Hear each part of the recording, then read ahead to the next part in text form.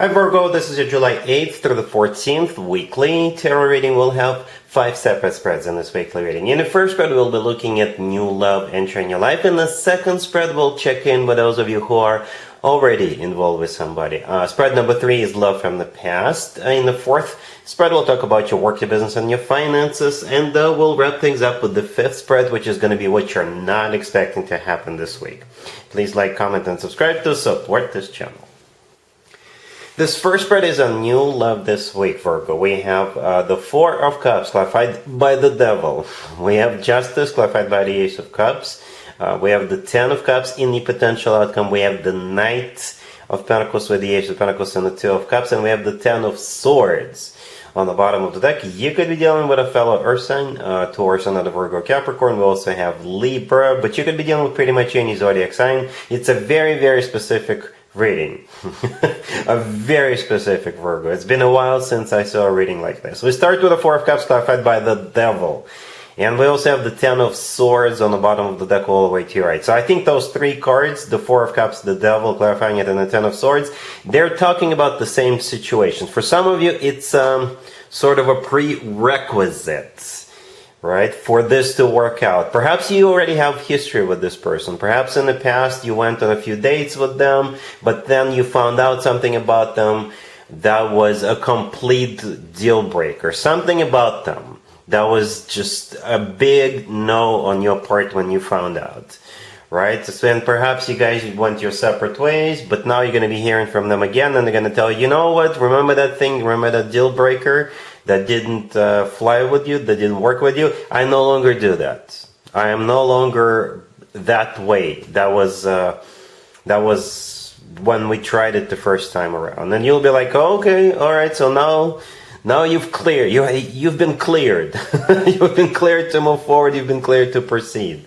Something among those lines. That's how I see it. Right? The Four of Cups is a card of a rejection. The Devil, clarifying it, could be a Capricorn you're dealing with, but the Devil could be a card of absolutely anything. Something toxic. It could have been some sort of an addiction, something they do, someplace they go, something they eat, drink, smoke, you know. So they're saying no to that, right? The Ten of Swords on the bottom of the deck is a card of something that's coming to a complete stop, right? With the Ten of Swords, that's it. It's done. It's no longer happening, right? Justice right next to the Four of Cups could actually be a card of an apology, right? They may apologize to you. They may say something like, you know what, I should have probably told you right away. I'm sorry I misled you, but it's no longer a problem. It's no longer something I do. Can we please try again? Right? Justice could be a Libra. You're dealing with justice. Could also be an actual place where people get married, like a chapel. All right, or what have you. The Ace of Cups, clarifying justice, is one of the two aces, right? You have two aces in this reading. The Ace of Cups is true, genuine, authentic love. True, genuine, authentic love for you. And in the middle, the last card I came out in the main spread on the left is the Ten of Cups. So now you got the green light. You know, the Ten of Cups showed up in the main spread on the left, not even in the potential outcome. It is a family card. It is the happily ever after card. It's one of the best cards when it comes to emotionally fulfilling relationships or marriages. So that card showed up, not even in the potential outcome. Speaking of the potential outcome, in it we have the Knight of Pentacles, the Ace of Pentacles, and the Two of Cups. You could be dealing with a fellow Earth sign, right? The Knight of Pentacles could be a fellow Earth sign. It could also be your energy, Virgo. Right? The thing about the Knight of Pentacles is the most serious, the most grounded, the most stable knight out of all 4 knights. With the Knight of Pentacles, you can always plan ahead. The Ace of Pentacles right next to it is that second ace. And to me, the Knight and the Ace of Pentacles are kind of similar. If you take a closer look at the Knight of Pentacles, you see the Knight is actually holding up a coin, holding up a pentacle. That's exactly the pentacle we are looking at in the Ace of Pentacles. And the Ace of Pentacles is like we're zooming in on that coin.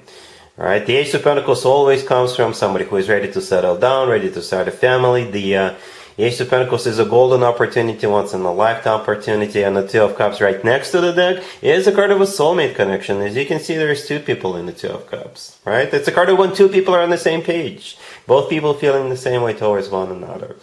All right, for some of you, maybe this person, if they had like some sort of an addiction, maybe they went to an AA. Right? Or something like that. Maybe they had to get counseling to make sure it's no longer a problem. To make sure they no longer do this. All right, but now they're in the clear, and now you guys can move forward.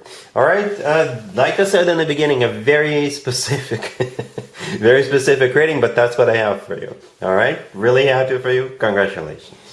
If you are already married or in a relationship, Virgo, this card is for you. We have the 10 of Pentacles, the 7 of Pentacles, the Ace of Pentacles, and the Page of Cups on the bottom of the deck. To be honest with you, Virgo, the first thing I thought of you are either selling a home or buying a home. All right, or maybe you're waiting for a payday, right? A particular payday. All right, so you could then do something with the money, and you're waiting for that payday, and perhaps you already know what you're going to do with the money. Okay, we start with the 10 of Pentacles. 10 of Pentacles is a card of a family, commitment, marriage, but at the same time, it's also a card of real estate, right? And it's also a card of financial abundance, money, literally money, right? The 7 of Pentacles right next to it, it's a card of waiting, so you will be waiting for something or someone. And the Ace of Pentacles says the last card that came out, maybe you are buying a home, you're putting down payment with that Ace of Pentacles, or you are selling a home and you're waiting for all the paperwork to go through, or something like that. Or maybe if you're getting paid this week, then maybe you will purchase something, or you will invest or reinvest the money that you get. Right, the Page of Cups on the bottom of the deck, it could be some sort of an invitation to meet with a real estate agent, or you're waiting for communication from somebody with that Page of Cups. It could also be an apology, but I don't really see anybody having to apologize for anything. Maybe they will apologize that they took so long. But these are all pentacles, except for that Page of Cups. Pentacles, so finances. For sure, or real estate and finances together. All right, cool. Let's see if anybody comes back from the past for you, Virgo, this week. Keep in mind it doesn't have to be the most recent ex, and in your case, it doesn't even have to be an ex. Okay, so we got the Ace of Wands, clarified by the Two of Cups. We have the 6 of Cups, the King of Swords, clarified by the Sun, and we also have the 3 of Pentacles on the bottom of the deck. You could be dealing with an air sign. Gemini, Libra, Aquarius. We also have Leo on the table. So you're dealing with this King of Swords, clarified by the Sun, closer to the deck, right? So the King of Swords could be an air sign, Gemini, Libra, Aquarius, or somebody with a lot of air in their chart. And the first card that came out is the Ace of Wands, all right? The Ace of Wands is the most passionate ace out of all 4 aces, and you guys could be getting passionate about some kind of a mutual project that you're going to be working on, or some sort of a collaboration, or you could be getting passionate for one another. I mentioned collaboration or project because we have the 3 of Pentacles on the bottom of the deck all the way to your right. It could be a card of, the 3 of Pentacles could be a card of collaboration, cooperation, or it could be, I don't know, maybe a bunch of people getting together, just hanging out, doing something together, right? But the Ace of Wands is clarified by the 2 of Cups. That's a really good sign, right? There is nothing wrong with just having the Ace of Wands, but the 2 of Cups is a really nice addition, if you ask me. So it's a soulmate card, just like the 6 of Cups right next to that Ace of Wands. So technically you have 2 soulmate cards, the 2 of Cups and the 6 of Cups. The 6 of Cups is also a card of somebody from the past. And the thing about the 6 of Cups, it's not necessarily an ex. It could be an ex for some of you, but for others of you, it could just be somebody from your past. All right. And another thing about the 6 of Cups, we're usually glad to see people that come back with the 6 of Cups energy. And speaking of gladness, the King of Swords themselves is clarified by the Sun. The Sun could be a Leo you're dealing, but the Sun is the happiest card in the deck. All right. So it's the happiest card in the deck. So you got 2 soulmate cards. You got the happiest card in the deck. You got the Ace of Wands. You got the 3 of Pentacles. You got everything going for you. So if this is somebody from the past, yeah, why not? Give it a shot. I think you will give it a shot. I think you'll get super excited about it with that Ace of Wands, and you guys can take it from there. All right? Cool. Let's talk about your work, your business, and your finances, Virgo. This week we have the 3 of Pentacles, the Magician, clarified by the Hangman. We have the High Priestess and the Hermit on the bottom of the deck. You're dealing with yourself, Virgo. What's interesting about this reading is that both the Magician and the Hermit are your major arcana cards, right? The Magician is actually shared between you and Gemini, but since this is your reading, most likely it's you, unless you really are dealing with a Gemini. But yeah, you're on your own reading twice. Technically, you're here twice. So I was actually looking at the spread. I was looking at the spread, and then I clarified it, and then I looked some more.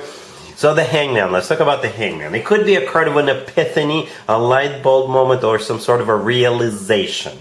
All right?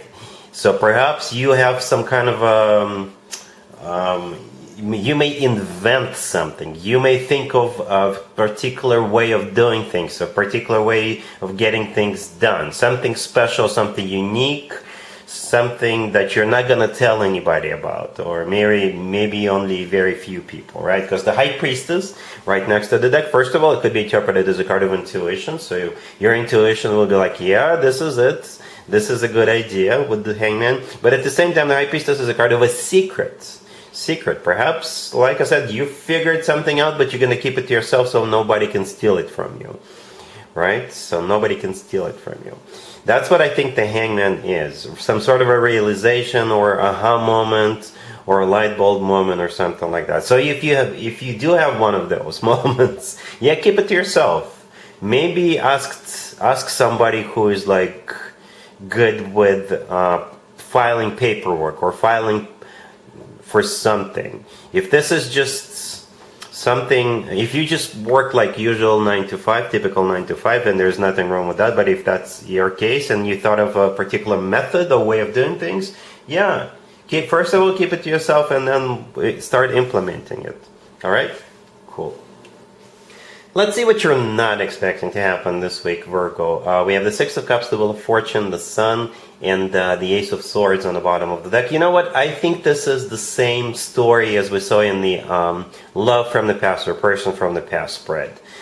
We even have a couple of repeating cards, right? The Six of Cups and the Sun were in that spread. The Ace of Swords on the bottom of the deck probably belongs to that King of Swords. If you rewind back, you'll see, or if you Google the King of Swords, you'll see that the King of Swords is holding up a sword. So that sword in the Ace of Swords most likely belongs to that King of Swords. The Ace of Swords is also a card of clarity. It's a card of somebody being very straightforward, very honest, very upfront. I often refer to the Ace of Swords as the no BS ace. The Ace of Swords is also a yes, right? And the Wheel of Fortune in the middle is a start or a restart of a cycle between you two. And the Sun is still the happiest card in the deck. The Six of Cups, the first card that came out, is still a soulmate card.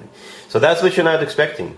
All right, so that's what I have for you, Virgo, for this reading for this week. If this video resonates with you, please like it. Please also comment and subscribe. And other than that, Virgo, have an amazing week.